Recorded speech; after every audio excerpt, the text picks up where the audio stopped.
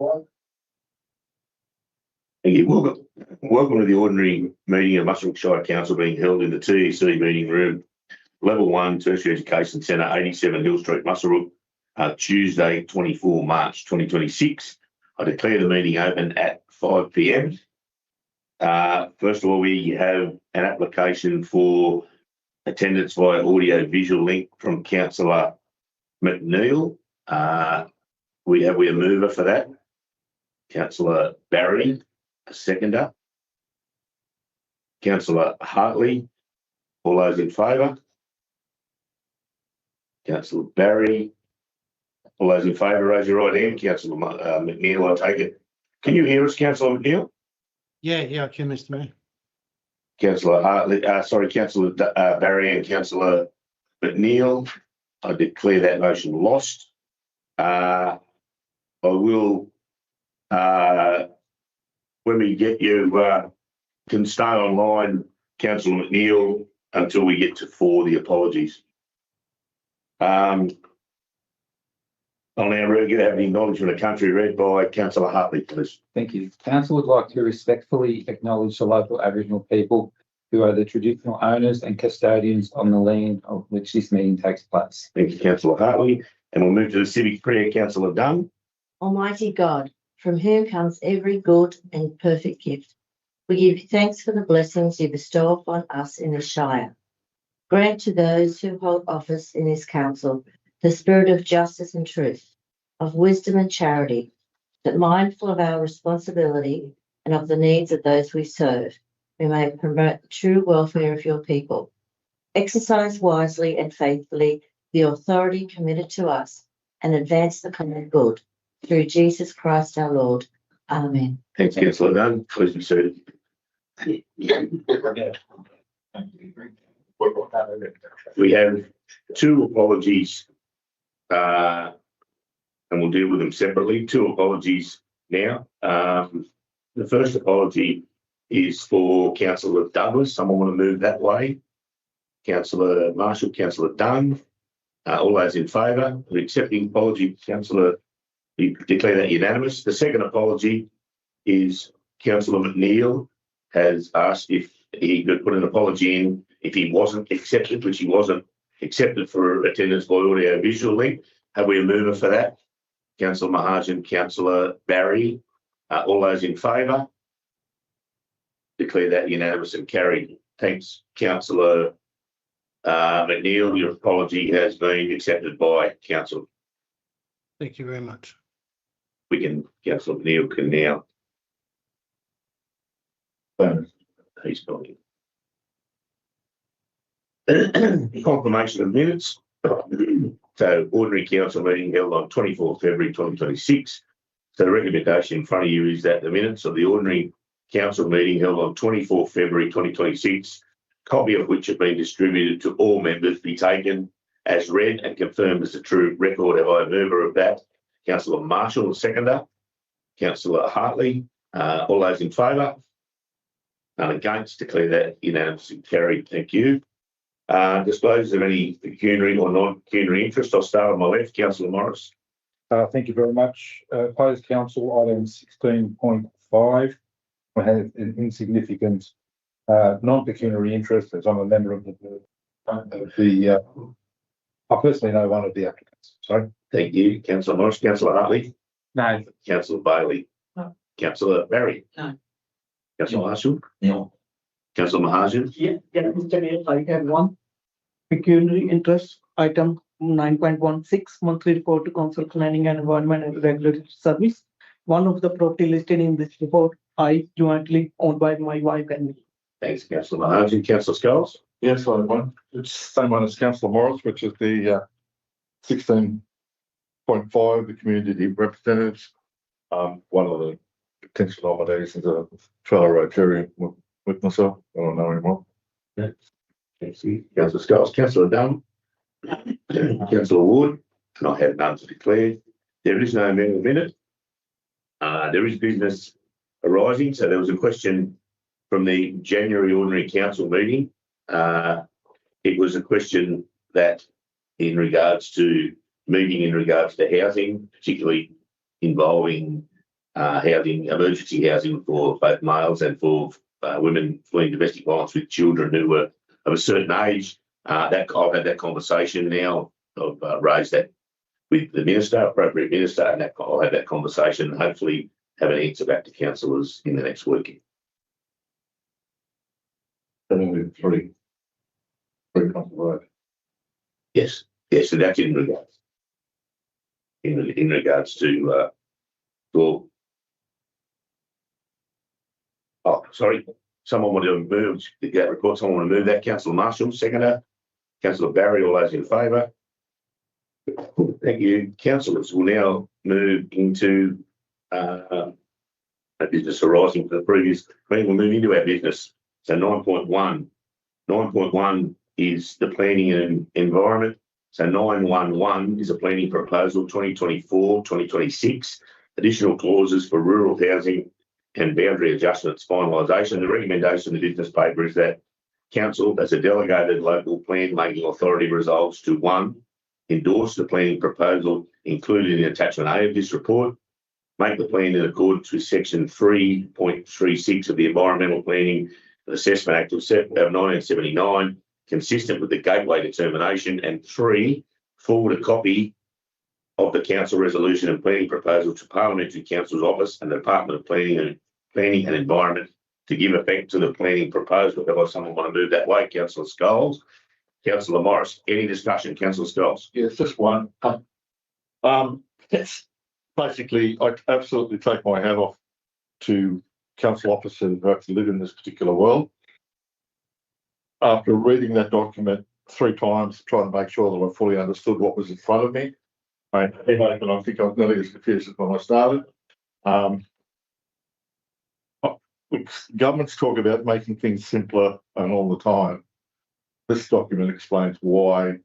Can't blame the councils for this. It's the state government requirements that they impose upon us, which make it an absolute labyrinth and nightmare. Thanks, Councillor Scholes. I couldn't agree. Councillor Morris, any councillor wish to be heard? Any questions? That being the case, all those in favour? None against. Declare that unanimous and carried. Thank you, councillors. 912. So DA 2024-24 Childcare Centre, 118 Maitland Street, Muswellbrook.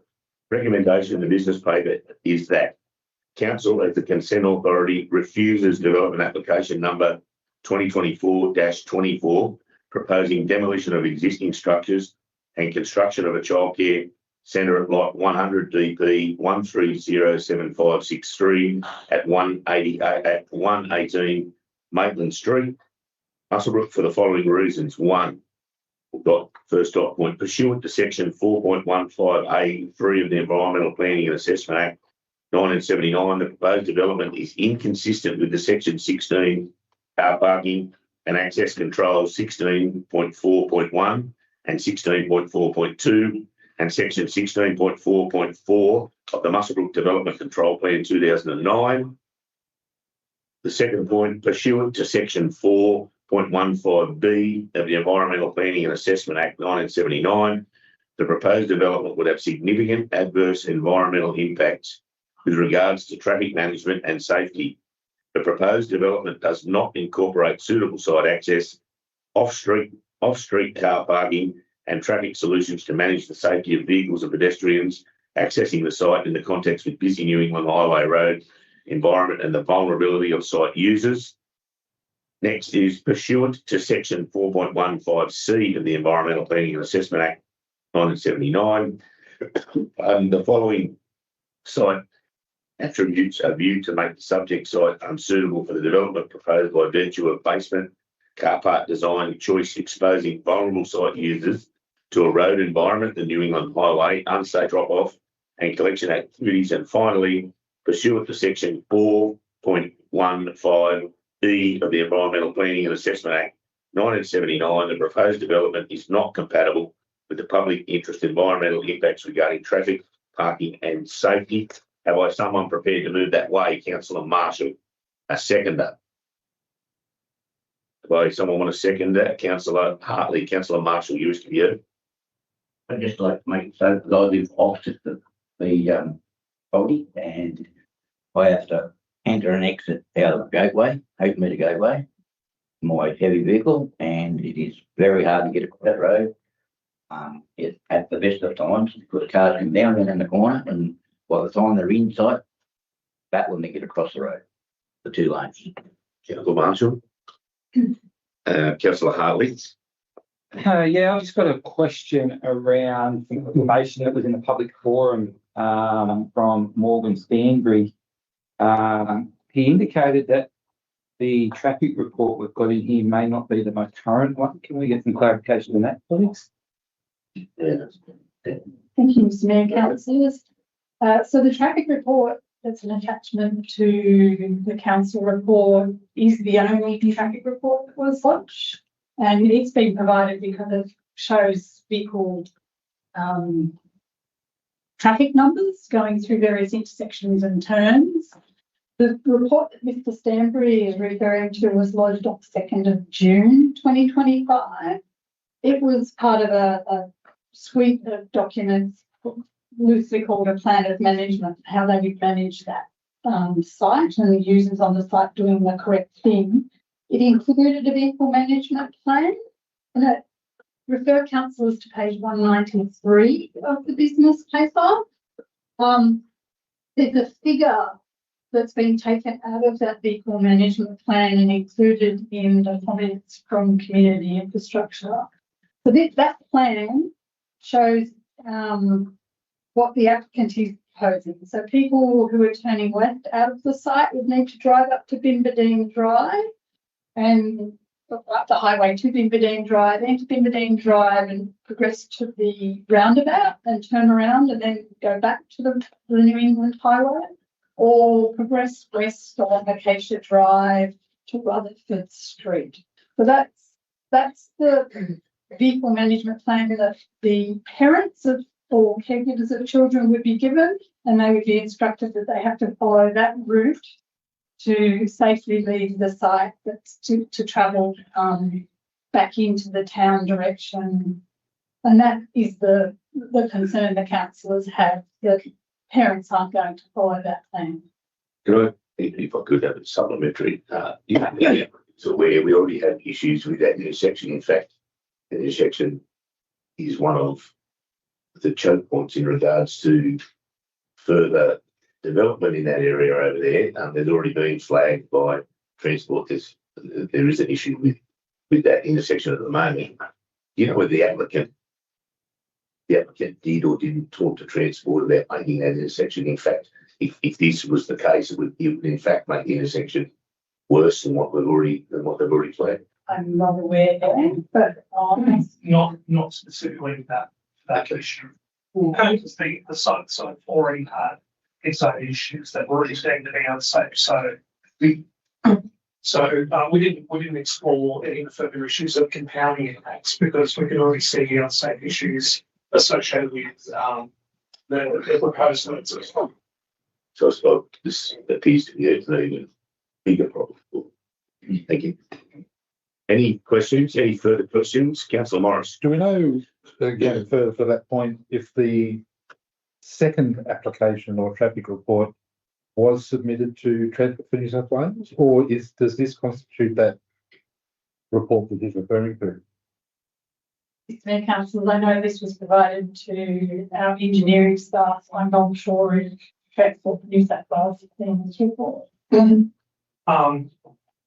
I'm not sure whether or not Transport for New South Wales received the updated copy for it, but the Transport for New South Wales donate in the first response that we got from Transport for New South Wales, the response was lacking a number of considerations, specifically with regard to things that we as officers identified. In further consultation with Transport, they outlined specifically to us that they shared those concerns that we raised, and we feel that the sector response that was provided to us alleviated any of those issues. So we didn't see further need to engage further to find out whether or not this was deemed to be acceptable. We had to take a view as well of what a reasonable driver would likely decide to do in that road environment. That was a typical driver would not be following a 50-kilometre round path from a childcare centre, where the rain might be afternoon, not to mention the basement, 5 distance to the road, coming up from a basement, crossing the footpath, and then entering 3 or 4 lanes of traffic to leave young children home. So we did need to explore that further. Okay, thanks. Any further questions, councillors? Councillor Scholes. Yeah, just a little that comment with regards to the Transport for New South Wales report.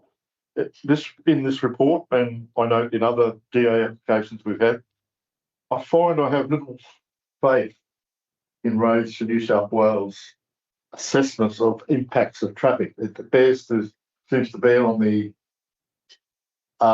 point of least resistance. The issue with regards to those turning lanes in the middle of the road and all the rest of it, I don't think it was given the emphasis or the fact that the impact of traffic in that particular area and the Transport for New South Wales report, I don't think is a true reflection of that. I don't claim to be a road expert, but I feel that and it's not only noted in this DA, I've noted in other DAs as well, they really do not understand what people do in cars and what traffic does. And I find the reports inadequate. Thanks, councillor Scholes. Any further questions from councillors? Councillor Ward. Busy, road.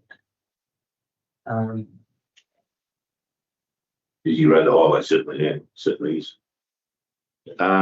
Any further questions from councillors? We have a mover and a seconder. No further questions, no further discussion. I'll put that. All those in favour? In favour of the recommendation? Yes. I'm going to wake her up. In favour of the recommendation, which is for refusal. Yeah, sorry. I declare that unanimous and declare that unanimous, that recommendation for refusal has been accepted by council. Thank you. 913. Submission regarding draft statewide policy for industrial lands. The recommendation of the business paper is that council endorses the attached submission to the New South Wales Department of Planning, Housing and Infrastructure regarding the draft statewide policy for industrial lands. Have I a mover for that? Councillor Morris, a seconder. Councillor Hartley. Councillor Morris, wish to be heard? Thank you. Councillor Hartley. Thank you. Any councillor wish to be heard? That being the case, I'll put that. All those in favour? Do that unanimous and carry also. 914. Submission to a new approach to strategic planning discussion paper. Recommendation of the business paper is that council endorses the attached submission to the New South Wales Department of Planning, Housing and Infrastructure regarding a new approach to strategic planning discussion paper. Have I a mover for this? For that, Councillor Morris. A second to Councillor Marshall. Councillor Morris. No, thank you. Councillor Marshall wish to be heard. Any councillor wish to be heard? That being the case, I put that. All those in favour? Clear that unanimous and carry. Certainly some great submissions there. Anything we can do to make planning smoother is great for this area. 915. Road naming application at the Denman Recreation Area, Wynn Way. The recommendation of the business paper is that council approves the finalisation and gazetting of the approved road name, Wynn Way, located in the Denman Recreation Area. Have I a mover for that? Councillor Barry and Councillor Ward. You may have just missed out, Councillor Marshall. I might have missed out too if I didn't go with Councillor Barry and Councillor Ward. Any questions, Councillor Barry? No. Councillor Ward. Any questions from councillors? I'll put that. All those in favour? I'll declare that unanimous and carried. Certainly very deserving. Someone to give an awful lot back to not just that community in Denman, but the entire community. 916. Monthly report to Council, Planning, Environment and Regulatory Services. So the recommendation in the business paper is that the information contained in the report be noted. Have I a mover?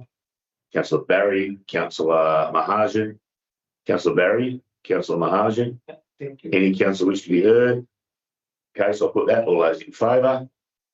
Clear that unanimous and carried. Thank you, councillors. 9.2, corporate services. draft code of meeting practice for public exhibition. So the recommendation in the business paper is that 1, council provides notice of intention to adopt the amended code of meeting practice by placing it on public exhibition via the council's website for a period of 28 days. And 2, a further report be submitted to council for consideration of submissions received during the period such as to go out on submission. Have I a movement for that? Councillor Hartley, Councillor Bailey, either wish to be heard? Any councillors, any questions? Councillor Morris? Clarification, if I could, page 259, item 3.31 relating to briefing sessions. Item 3.32, it says nothing in clause 3.31 prevents a councillor from requesting information from the general manager about a matter to be considered at a meeting, provided the information is also available to the public. Does that preclude a councillor from requesting information from the general manager that isn't available to the public? Thank you, Councillor Morris. That's an excellent question. Thank you. So you refer council providing clarification to issues in the enclosed council session? No, not necessarily. It could be an open council, but If it's in relation to the business paper, yeah, or items that are on the business paper or have been on the business paper, then that information needs to also be provided to the public. Yes. So, is that the point of difference? It just needs to be provided because it says this is information that would be available to the public. yes, that's right. Any information we understand that is in the business paper that you're asking about is obviously public if it's in the business paper, and that the response needs to remain that way as well, which is public, so that it's information we would have to then show closely to the community. If the inquiry was of a nature that potentially wasn't available to the public, how do I make that inquiry? Do you mean if it was information that maybe the general manager doing to be confidential? Potentially, yes. The general manager still has the ability to deem information confidential, or absolutely. If it's certainly if he deems it to be confidential, it doesn't take away the general manager's ability to make that call. Fine. Yeah. Do we then move that to a closed council if a councillor requires that information? Yes, it would. Thank you. Yep, that makes Moving to closed council. Thank you. I just want to clarify that this is only coming back because I've made an amendment into clause 11.5. Is that all voting at council meetings except the closed council must be recorded in the minutes of meetings, the names of councillors who voted for or against each motion or amendment, including the use of the casting vote recording. So there was just the except for closed council was excluded from the previous code, and that's the only reason this is coming back. Everything else is not changed. Yes. Thank you, Katie. Any further questions? I have a mover and a second. I'll put that. All those in favour? Declare that unanimous and carried. Thank you, councillors. 922 is the annual conference attendance by councillors. What I'll do, we'll go through each of these before I move it. It's a little bit unusual, but we'll go through them first and then we'll move them all at once. So if councillors wish to go, we will just nominate. You can nominate yourself to go. If you wish to go, would be the easiest. If we have 2 councillors wish to go on only one position, we'll then have a vote. So the Rural and Regional Summit, have we a councillor wish that they want to go to that? Can I just suggest I am unable to attend the Rural and Regional Summit, but can I suggest that if there's anyone who's interested, that it's a fantastic summit. You get to listen to and speak to other people from rural regions and the problems they're having and how they're solving them. I've attended one and found it most informative. Thank you. I recommend it. So which one? Rural and Regional Summit. Is there a councillor wishes to nominate to attend that? First one. The dates are all listed immediately under the. Problem I've got there's two runs of the conferences, and I don't know which one you're looking at, whether they're the same order. Can you say the date? 7th of May. Page 292. They're all listed on the page. There's 2 different listings. And one of those.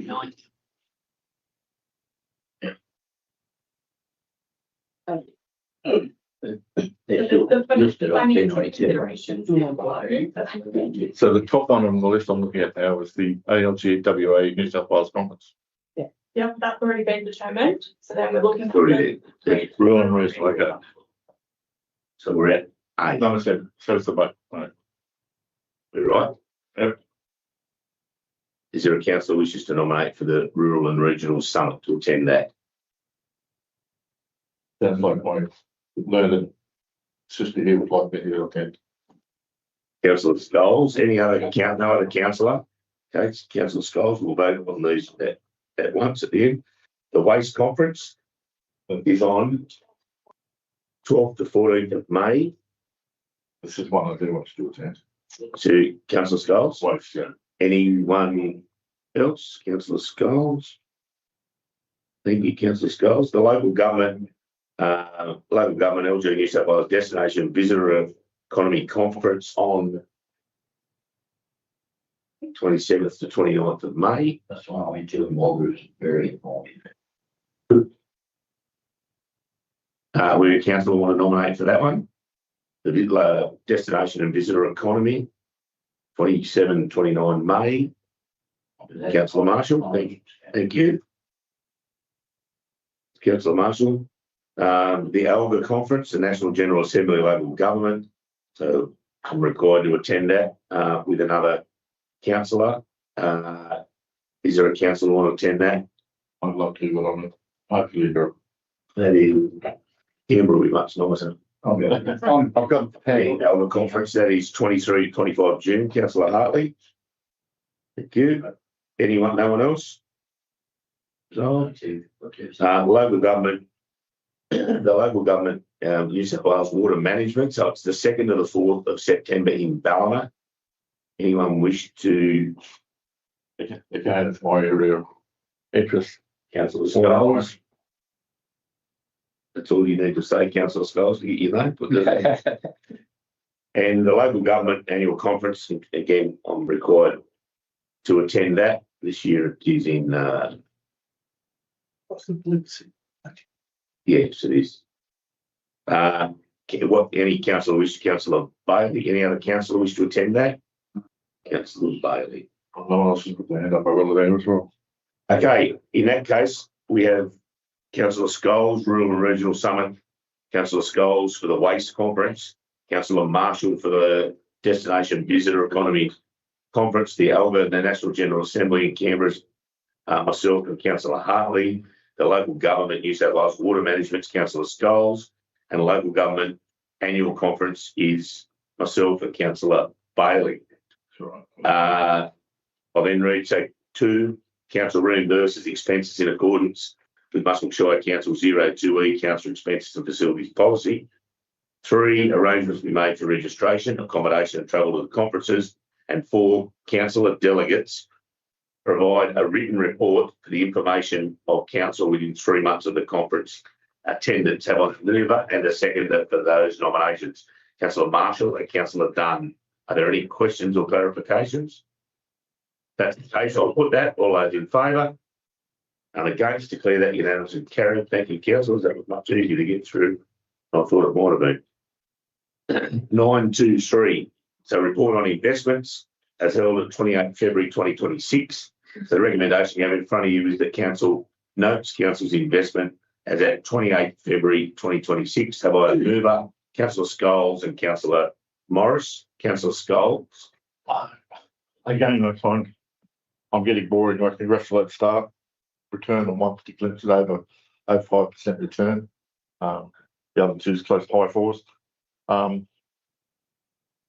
It's a pretty good return, even though interest rates are starting to slowly climb. Hopefully they don't climb much more. But they're not bad returns considering the actual base rate. Thanks, Councillor Scholes. Councillor Morris. No. Any further questions? Any councillors have any questions? Okay, we have a mover and a seconder. I'll put that. All those in favour? None against. Declare that unanimous and carried. Thanks, councillors. 9.3. The road closures required for Anzac Day ceremonies, Muswellbrook and Denman. The recommendation in the business paper is long. That council uses its delegated authority to approve the following temporary road closures on Saturday, 25 April 2026. So for Muswellbrook, it's the New England Highway between Sydney Street and Bill Street from approximately 5 a.m. to 6:30, and then again approximately 9:30 till 12:30, subject to Transport for New South Wales approval. 2, Market Street between Carl Street and Bridge Street from approximately 5 a.m. to 12:30 p.m. And 3, and finally in Muswellbrook, William Street between Market Street and Sowerby Street from approximately 5 a.m. to 12:30, intermittent closure to accommodate for the 2 services. In Denman, the closures will are proposed to be in Denman 1, Palace Street from Crinoline Street to Ogilvy Street 11 a.m. to 1 p.m. approximately. Ogilvy Street from Palace Street to Paxton Street 11 a.m. to 1 p.m. approximately.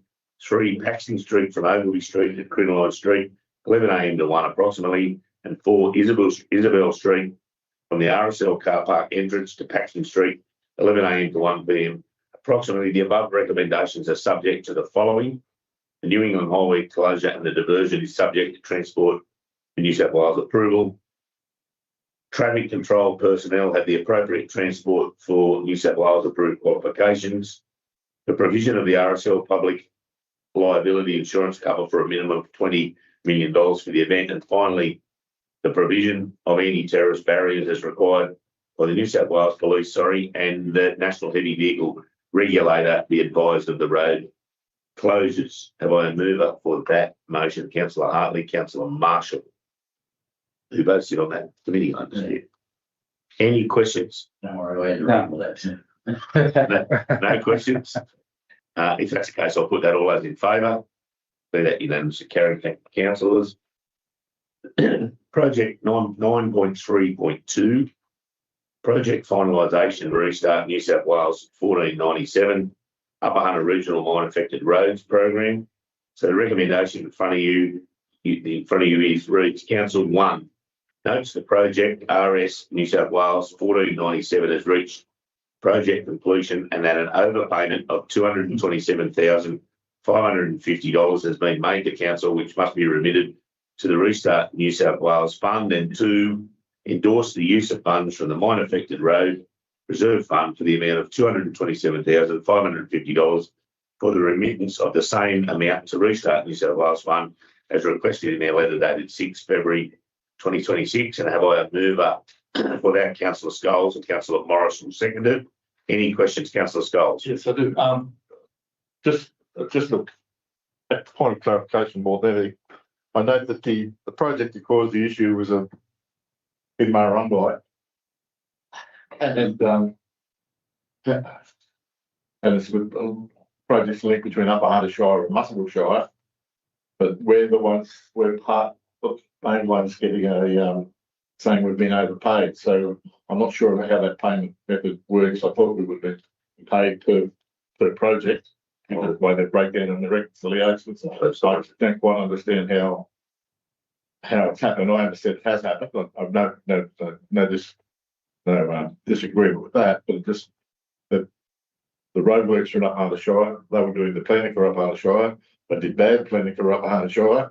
They spent money that they shouldn't decide beforehand they couldn't do it, but we still got overpaid. I'm not quite sure about this. Scholes, the most appropriate person will be.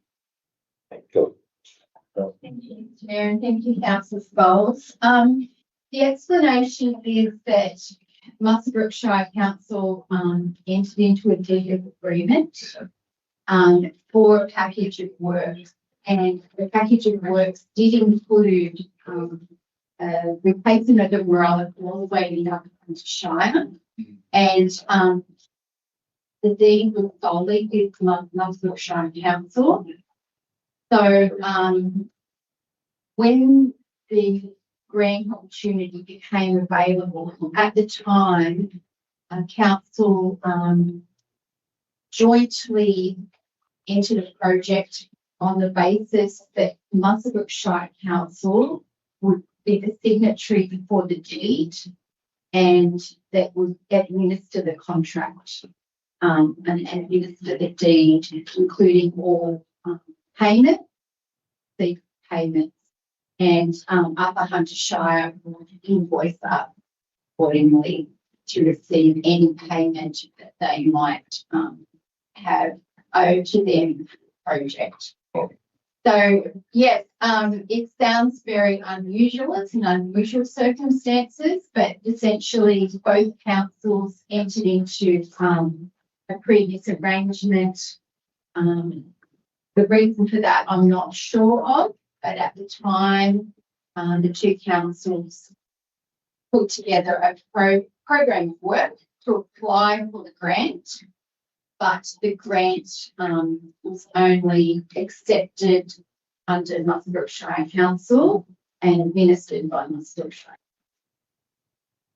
I was supplementary. So therefore, the cost incurred, I think about $37,000 or 57, I can't quite remember what now, by Upper Hunter Shire Council, I would assume, in the preliminary work with regards to this causeway.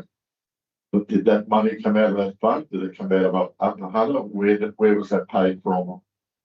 Upper Hunter Shire Council were paid out of the fund, yes, because they were the costs incurred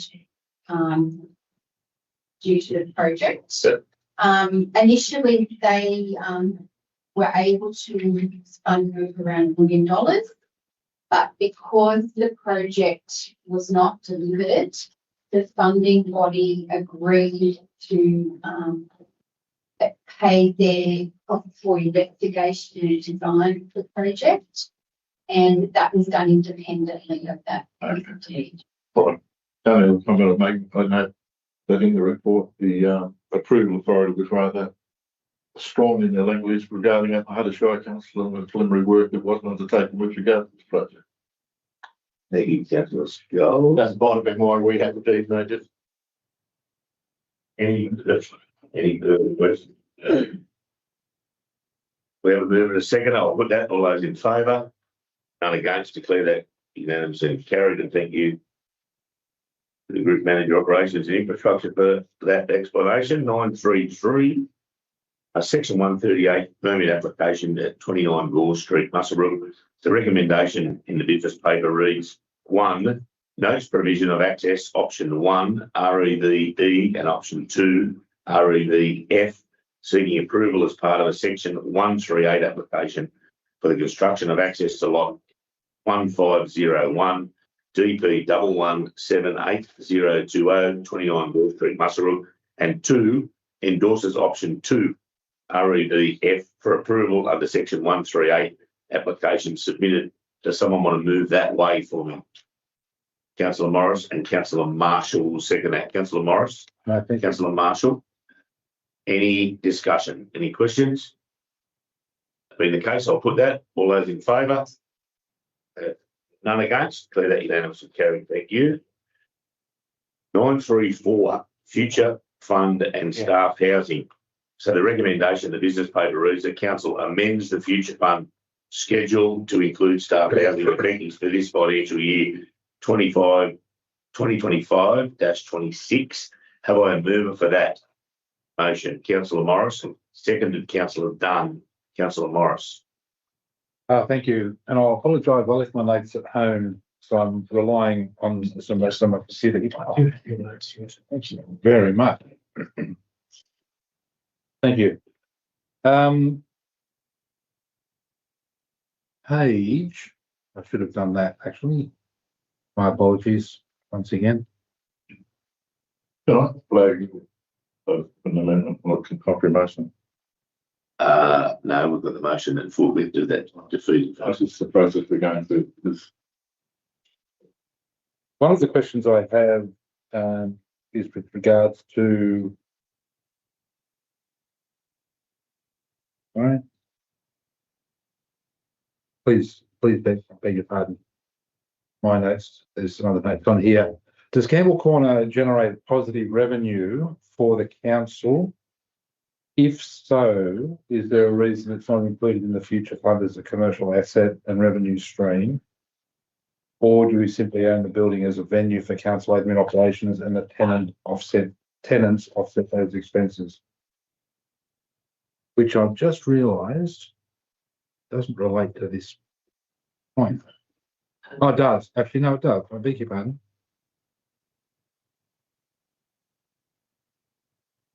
What section in the business paper you refer to? Yes, just give me a moment. I beg your pardon.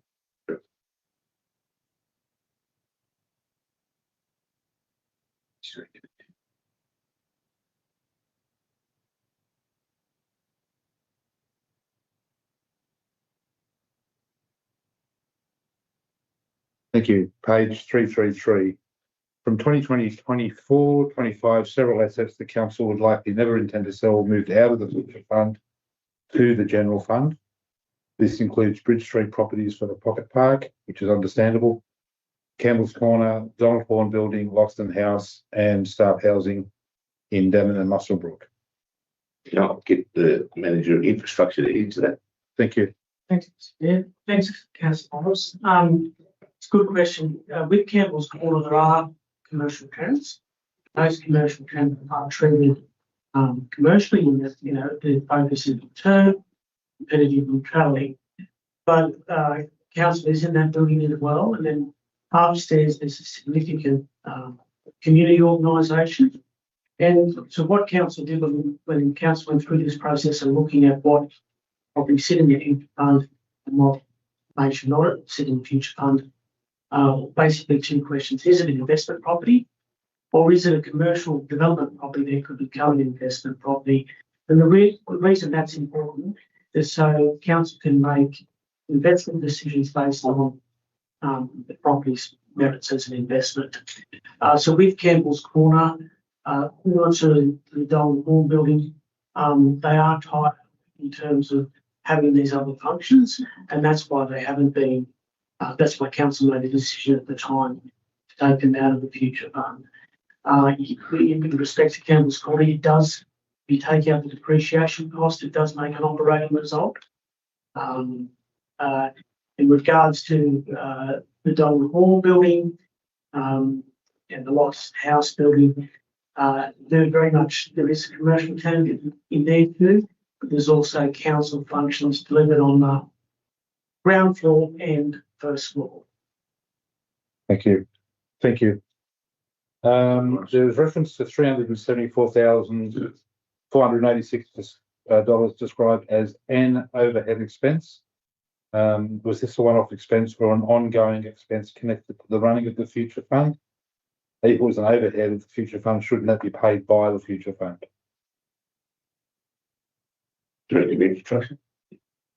Thanks, Councillor Morrison. So that is an overhead. So the water fund, the sewer fund, and the future fund would pay an overhead charge to the general fund.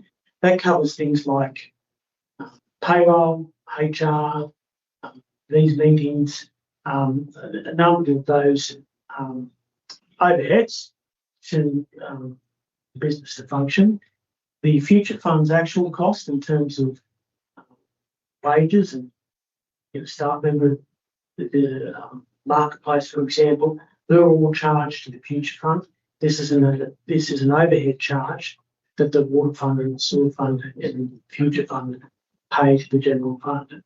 It is a calculation, so the calculation can be reviewed, but it is a cost that's incurred by council and providing all the different units the council provide that enable these these units to function. Thank you. Councillor Morris, any further questions? Councillor Scholes. Yeah, I have problems several areas within this. Some of the ones that Councillor Morris has raised, and I think it actually needs further consideration by councillors to quantify prior, because I didn't know this actually was going to hit the deck, and it's been on as the chair of the Future Fund Committee, and this was not discussed at a Future Fund Committee before it was put before the General Council. I know all councillors are on the Future Fund Committee, but I consider this particular recommendation should have gone before the Future Fund Committee before it came to council. I have issues of greater clarification that I have as well. I need to quantify them a bit more. But I would like, my proposal is this should be deferred until it goes to the future fund committee and then possibly comes to council. We've got the motion in front of us first. You're foreshadowing, obviously, deferral. Yeah. Councillor Scholes.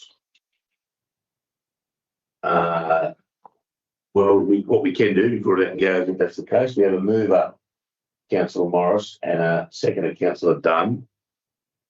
Do you accept deferral? Will you accept deferral? Mover, seconder? Yes. Accept deferral. So you won't, okay. Well, the motion now will be for deferral of the item, not for the item that as presented. But we won't amend the future fund schedule as I spoke. The item now, the item before councillors will vote for now is deferral. The mover and the seconder have accepted that. Any questions in regards to that now motion that sits before us? Referring it to, sorry, and I'll let Councillor Morris put that. Thank you. Just to clarify that. Clarification, given the next future fund meeting is not until I believe September. Which June, is it? Is that enough time to financially, from a financial perspective, to make that work? Yes. Thank you, Mr. Gentlemen. Thank you, Councillor Morris. Yes, it's a very good question, very good point you've made. We could bring that meeting forward so that we can plan for the next financial year. So not in June, perhaps in Yeah. April or May, we can hold a meeting there and have some consultation with you, Councillor. Yeah, sorry. Yeah, as chair of the meeting, I see no problem with that. We actually have, it's an important matter, and I'm sure there's certainly members of the council who have other things that would like to advance discussion within the future fund committee. So to actually have a future fund committee meeting a lot earlier, I think all councillors would agree to that, because we all agree that this fund needs kicking off.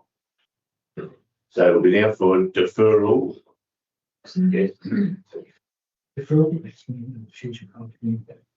Okay, so deferral to the next future fund committee meeting to be held in April. We can't confirm a date, but certainly next month, because I agree, Councillor Scholes, it is important. You happy with that, Councillor Scholes? Councillor Dunn, happy to accept that? Yep. So the motion before you is that deferral. So the matter in front of you will be deferred to a future fund committee convened, future fund committee meeting convened in April. And then brought back to council. Yeah, we'll get that to council. Yeah. So we've got that resolved. We've got that. Present. Got it. Right, thank you. She's not on the screen, but that's, to be clear, that's what we're voting for deferral to the future fund meeting in April. If there's no further discussion, I'll put that. All those in favour? I have none against. Declare that unanimously carried. Thank you. Community and Economy 9.4941. Transportation minivan bus. The recommendation in front of you is that council notes contents of the report. It continues to provide funded transport service for students to attend the STEM facility. Someone want to move that way for me? Councillor Barry and Councillor Scholes. Councillor Barry? Councillor Scholes? Any questions? Thank you. I'll put that. All those in favour? None against. Declare that unanimously carried. We'll now move on to item 10. So it's the acceptance of minutes to our committee meetings. 10.1 Muswellbrook Sport and Rec Committee, 3 March 2026. The recommendation is for noting council notes the minutes of the meeting of the Muswellbrook Sport and Recreation Committee meeting held on Tuesday, 3 March 2026 by a mover, Councillor Hartley and Councillor Marshall. Any questions? No questions. I'll put it. All those in favour? None against. Declare it unanimously carried. We'll move on to the 10.2, the Denman Sport and Rec Committee meeting 5 March 26. So council notes the minutes of the meeting of the Denman Sport and Recreation Committee meeting held on Thursday, 5 March 2026. Have I mover, Councillor Barry and Councillor Ward? Any discussion? I think Councillor Ward, please. Any discussion? That being the case, I'll put that motion. All those in favour? Against? Declare that unanimously carried. 10.3, Local Transport Forum, 10 March 26. So the recommendation of the business paper is that council notes the minutes of the meeting of the Local Transport Forum held on 10 March 2026. I move for that, Councillor Marshall, of course. Councillor Hartley, any discussion? No questions? I'll put that. All those in favour? None against. Declare that unanimously carried. 10.4, Finance and Governance Committee, 10 March 2026. So the recommendation of the business paper is that council notes the minutes of the meeting of the Finance and Governance Committee held on 10 March 2026 and adopts the recommendations contained therein. Have I a mover? Councillor Morris and Councillor Scholes. Any questions about those minutes? No questions? I'll put that. All those in favour? None against. Declare it unanimously carried. 10.5, Future Fund Committee, 10 March. The recommendation in front of you reads: the council notes the minutes of the meeting of the Future Fund Committee held on 10 March 2026 and adopts the recommendations contained therein. And Councillor Scholes has moved it and Councillor Morris has seconded it. Any questions? No comments? I'll put that in. All those in favour? Again, none against. Unanimously carried. 10.6. Council has about a busy March. 10.6, Community and Economy Committee, 10 March. Recommendation in front of you is that council notes the minutes of the meeting of the Community and Economy Committee held on 10 March 2026 and adopts the recommendations contained therein. Have I a mover for that to accept those minutes? Councillor Morris, Councillor Marshall. Any questions? Nothing further? I'll put that. All those in favour? Clear those unanimously carried. We have no notices of motion at item 11. Councillors' reports. I'll start on my left. Councillor Morris. No, thank you. Councillor Hartley. No. Councillor Bailey. This last Saturday I attended the Musbrook Art Prize. It was good to see a lot of interest in that, a lot of public there and a lot of attendance and a lot of entries. So it's good for our community to have such a valuable resource. I think it's supported, owned by council. You, Councillor Berry. Councillor Marshall. Just to reiterate what Councillor Bailey said, was a very, very good event. Councillor Mahajan. Thank you. Councillor Scholes. Yes, I'm going to grab my time and do something not as reporting as a councillor, but on Saturday night I travelled to Sydney with approximately 20 junior Musbrook rugby players to the Waratah game. Waratahs were not given any favours by the referee and bombed about 4 tries. But those particular junior Musbrook players did a march around the field at the start of the game, along with about 25 other clubs. But then they were then chosen to do the guard of honour for the Waratahs to run out. I'm sure there'll be pictures and everything appear on Facebook locally over the next things to watch these little kids holding their hand out the Waratahs and the Auckland players hitting their hands that went past. They then had an opportunity to play at half time. They combined with Coffs Harbour to play Campbelltown Harlequins. An experience for those 10 and 8-year-olds they'll remember the rest of their lives. And I commend the club and those players and their parents. And it's the rugby club have come back quite well with numbers in juniors, which is great. They played their first competition games on Saturday against Maitland. The under 8s, I think, was about 20 tries each. If you got the ball, you scored a try. I think it was about part of the requirement. The under 10s, the Musbrook side certainly learned that they weren't quite up to scratch at this stage. But it's great to see Musbrook junior rugby running around again. And that particular thing I should know is that in the under 10s, there is 4 girls, and in the under 8s, there are 3. And it's just great to see. And they're either in the best echelon of the players or in the pretty good middle order basket. So it's great to see. Councillor Dunn. Councillor Ward. I pretty brief. We attended the Muscle races, the championship day. Councillor Bailey and myself. It was the first event in their new facility out there. It's some sort of facility. So congratulations, certainly go to the Muscle Race Club. It's a pretty good facility. It's a facility that certainly is available to all the community to use. So if you haven't been there, Councillor Scholes and Councillor Morris attended the same day. But if you get a chance to go there, it's certainly well worth attending. It's certainly a first class venue in this community. So congratulations.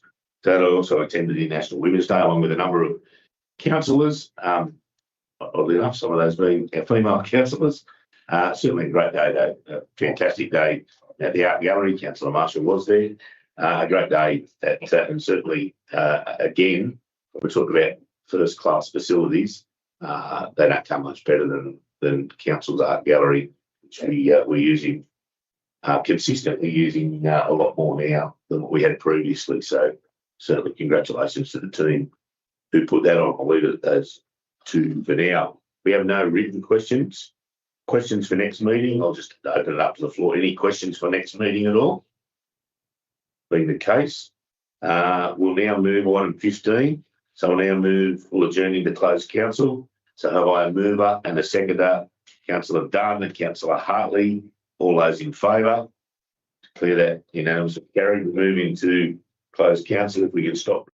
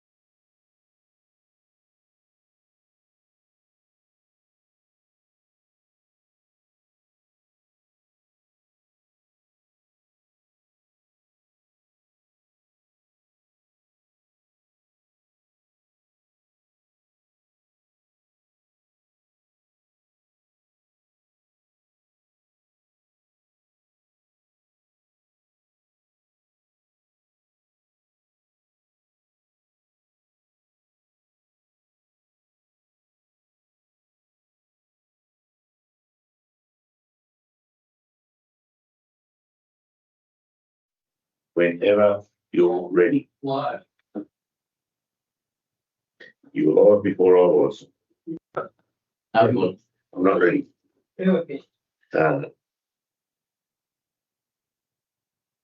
Thank you. We'll close council. So item 16.1, the trade services panel contract. The recommendation adopted by council is one, that extending the panel contract 2023-2024 0599 trade services for both building trade services and water and wastewater by 12 months. And two, advertising a panel refresh of the contract that was adopted by council. 16.2. The recommendation on behalf of the corrosive chemical audit remediation works. The motion adopted by council was that to one, decline to accept any of the tenders for contract 2024-2025 0660 corrosive chemical audit remediation works, as the two tenders received were non-conforming and one of the tenders also exceeded the available budget. Two, in accordance with clause 1783E of the Local Government General Regulation 2021, council delegates the general manager enter into negotiations with any person with a view to entering into a contract in relation to the subject matter of the tender. And three, to request that a report be submitted to council for determination of awarding the contract. 16.3, the Pocket Park Muswellbrook Town Centre. Council has resolved to accept the tender submitted by Regal Innovation Proprietary Limited for contract 2024-2025 0654 Muswellbrook CBD Pocket Park for the lump sum of 1.871,574,095 cents, exclusive of GST, and a provisional sums of 26.16 irrigation, 22,609, and 26.6 car park rent, 106,984.50, pending a favourable financial capacity assessment, and check that this company is active on the Australian Securities and Investment Commission, the ASIC website. And two, delegate the general manager authority to enter into a contract for 2024-2025 0654 Muswellbrook CBD Pocket Park. And that will be good news to many, I'm sure. 16.4, the 50-metre pool plant filter upgrade tender. So the recommendation adopted by council is one, to decline to accept any of the tenders for contract 2025-2026 0682 Muswellbrook Aquatic Centre 50-metre pool filter plant upgrade due to all tenders being non-conforming. And two, in accordance with clause 1783E of the Local Government General Regulation 2021, delegate authority to the general manager entering negotiations with any person with a view to entering into a contract in relation to the subject matter of the tender. Three, to proceed with procurement process as described in the report. And four, and finally, to request that a report be submitted to council for determination of awarding the contract. 16.5, the Community Benefit Fund. The recommendation adopted by council was that council appoints Jane Callanan as the only applicant currently, and council staff go out to seek further information about the other two applicants. 16.6, unsolicited proposal, expression of interest, property purchase. So the recommendation that was council resolved to accept was to undertake due diligence on the property, and two, submit a further report to council to provide the results of due diligence undertaken. And 16.7, and finally, the recommendation of the business paper council accepted was council accepted to one, the concept for digital town entry signs to be implemented at a staged approach of budgets permit on the entry to Denman, Muswellbrook and Sandy Hollow. A budget be provided in the 2025-26 capital budget for the amount of 54,000 sourced from the road reserve, that an annual allocation of 2,500 be provided commencing with the 2026-27 operational budget for the maintenance of the signs. And three, the project to seek all necessary approvals for installations, purchase and install digital signs on the Golden Highway at the approaches to NBU, to Denman, much to the delight of the two Denman councillors because they get it. That finalises our meeting tonight. I'll declare the meeting closed at 6:50 p.m. Thank you, councillors.